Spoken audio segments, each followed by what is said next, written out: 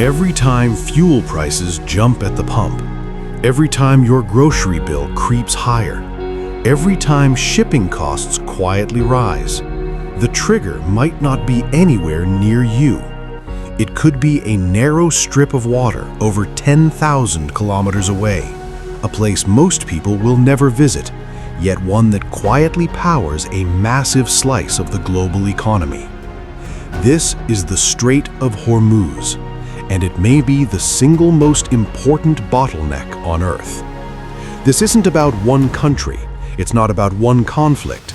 It's about geography, raw strategic power, and a global system that only works because a few tiny corridors stay open every second of every day. And when just one of them is threatened, the entire world feels it. So here's the question. What actually happens if this tiny waterway shuts down? At first glance, the strait doesn't look dramatic. At its narrowest point, it's just 21 miles wide. But that's misleading, because this short corridor connects the energy heart of the planet, Saudi Arabia, Iraq, Kuwait, the UAE, and Qatar, to the open ocean. Every single day, around 20 million barrels of oil pass through here. That's roughly 1/5 of global oil consumption. And it doesn't stop there.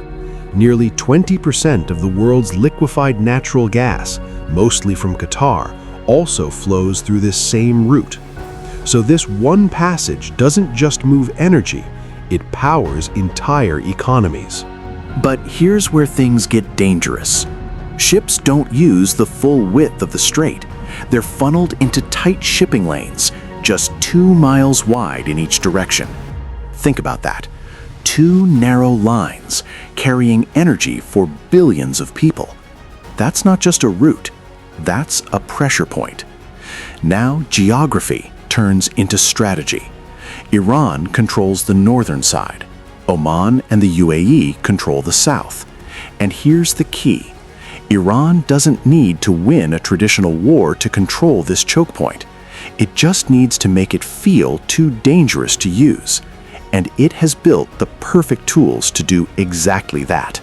Not massive fleets, not aircraft carriers, but asymmetric weapons, naval mines. Cheap, simple, devastating. Just a few mines can shut down major shipping lanes for weeks because no tanker captain is going to risk hitting one. And during the tanker war of the 1980s, this exact tactic caused chaos across global shipping. Then come the fast attack boats. Small, fast, swarming in groups. They don't need to sink ships. Just getting close, harassing, forcing hesitation is enough to disrupt the entire system. And the threat doesn't stop at sea. From the coastline, Iran can launch anti-ship missiles and armed drones, striking from land witut warning. Now here's the critical point most people miss. You don't need to fully block the strait to break it. Even small incidents, a damaged tanker, a seized vessel, a near miss, can trigger massive consequences. Because the first reaction isn't military, it's financial. The moment the strait is threatened, markets panic. Oil prices spike instantly, not because supply has stopped, but because traders fear that it might. And in global markets, fear spreads faster than facts. Shipping insurance costs explode, companies delay routes, tankers slow down or stop entirely, and suddenly, energy becomes more expensive everywhere. But this isn't just about fuel. Energy powers everything. Factories, transportation, agriculture. So when energy prices rise, everything rises. Food gets more expensive. Goods cost more to produce. Supply chains slow down. And the hardest hit? Developing countries, where people already spend a large share of income on basic needs. Even if your country doesn't buy oil from the Gulf, you're still affected, because oil is a global market. If supply drops anywhere, prices rise everywhere. Now you might be thinking, can't the world just bypass the strait? In theory, yes. In reality, not even close. There are pipelines in Saudi Arabia and the UAE that avoid the strait, but they can only carry a fraction of the total volume, not even enough to replace half of what normally flows through. Renewables are growing.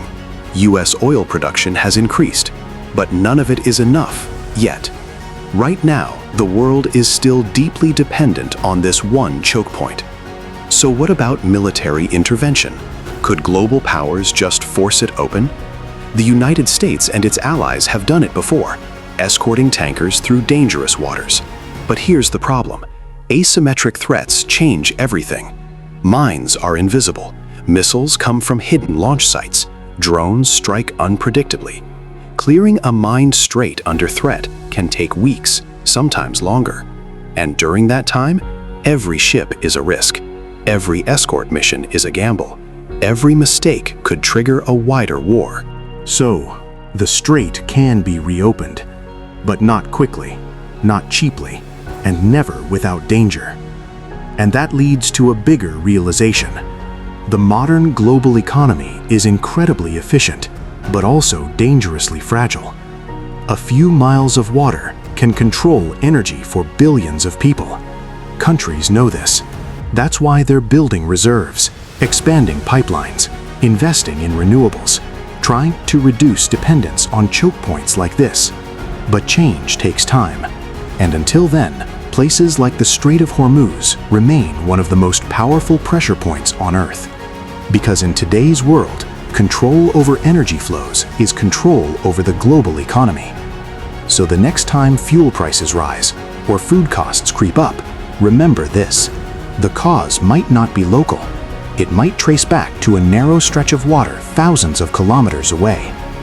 If this changed how you see the world, hit like, subscribe, and turn on notifications for more deep dives like this.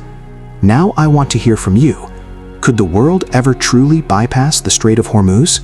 Which country would be hit hardest by a disruption? Would a blockade trigger a larger global conflict? Are renewables moving fast enough to reduce this risk? And how would rising fuel prices impact your daily life? Drop your country or city in the comments. How would an energy shock affect you? Stay sharp.